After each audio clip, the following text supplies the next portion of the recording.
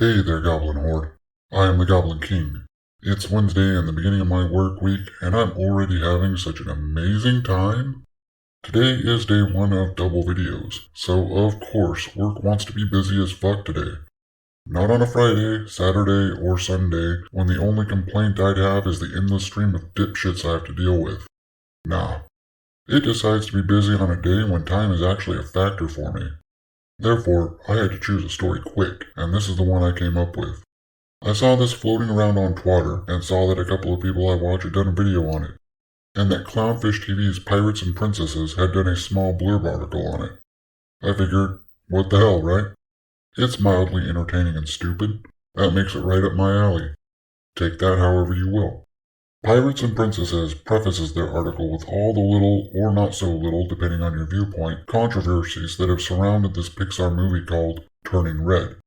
It's a movie geared to younger audiences, duh, and it's about that special time in a young girl's life when she hits that certain age and turns into a giant version of a red panda.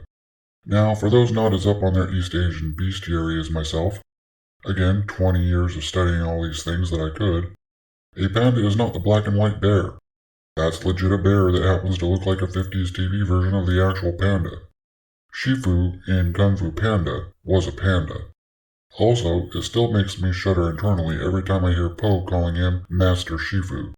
It's like saying Master Master or Master Teacher. It's utterly ridiculous. Like when those idiots on American Ninja Warrior saying they're broadcasting from Mount Midoriyama. Hi, we're morons broadcasting from Mount Green Mountain. Yuck! Just say Mount Midori or Midoriyama, you fucking chodes. Sorry. Language is one of those things that just grates on me when I know it's being used incorrectly. Nails on a chalkboard, man. Nails on a chalkboard. Anywho, lots of controversy swirling around this rather light-hearted film. From the Pixar employees being pissed off at Disney over the fact that Disney keeps releasing all their animated films on Disney Plus rather than giving them theatrical releases. Yeah, I'd be pissed too. Used to be you could basically write a blank check on a Pixar film. After Toy Story? Although, those last two Cars films and that shitty rehash of The Incredibles, known as The Incredibles 2, were just gods awful. I really looked forward to Incredibles 2 as well, and that was a major disappointment. So, we have that. Then we have a single tweet lighting the cartoon stands over on Twitter on fire when someone had the brazen opinion that Turning Red's art style looks more like CalArt's bullshit. Which it does.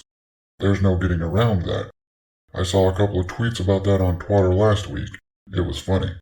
I think the dumbest ass one was one that was defending the art style by stating that the lead artists didn't even go to a CalArt school or some shit like that. I can't remember. So, does making shitty bean-mouth people actually require a specific art school degree then? Because I know plenty of 6-year-olds that already draw like that without a degree. Then, I guess this article from Polygon caused some kerfuffle as well. It showcases the director and producer talking about how the film is a rather heavy-handed metaphor for puberty in general, and period specifically. Honestly, I don't see the harm in that. If the film is legit aimed at older kids, probably hitting that point in their lives, then there's nothing wrong with that. At least not in my opinion. Also, the metaphor is couched well enough, I guess, that it's probably going over the heads of most younger kids. They'll just see a giant panda and go, ooh, fuzzy. Oh, and just to be clear, I'm not remotely defending Polygon. I hate them with the fiery intensity of 1,000 suns, and they need to burn. Well, now we have this new thing around this movie. It seems this film critic, Courtney Howard, certified blue checkmark and everything, decided to post this to Twitter. Hashtag Turning Red, hashtag Pixar Turning Red, is hilarious, heartfelt, and unapologetically horny. A sentimental story about parental problems, puberty, and pandas that's endearingly oddball and off-kilter in the best way. Good world building and teen bops. Whatever the fuck that means. Sandra Oh and newcomer Rosalie Chung are splendid. Well, I'm thinking someone might need to be checking her hard drives, as well as the 321 people that liked that thing. First of all, I mean she may as well have said maps are people too, and we like Turning Red. At least that's the direction this tweet reads. Now, who knows what she actually meant by that?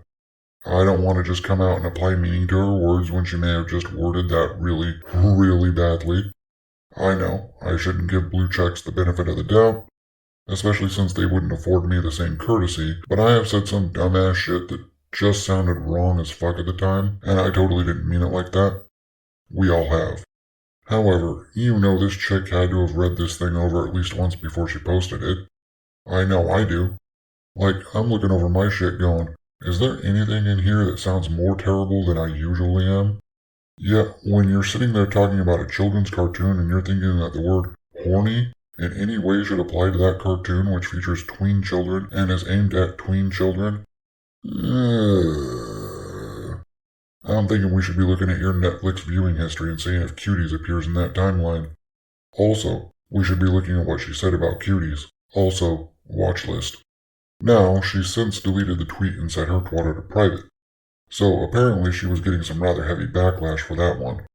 I mean, this thing really doesn't read as a joke or cutesy or in any way innocent whatsoever.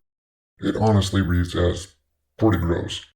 I think about this though, and there's a part of me that feels like this sort of butts up against the same crap that anime fans deal with when it comes to lollybait characters. At the end of the day, these characters aren't real.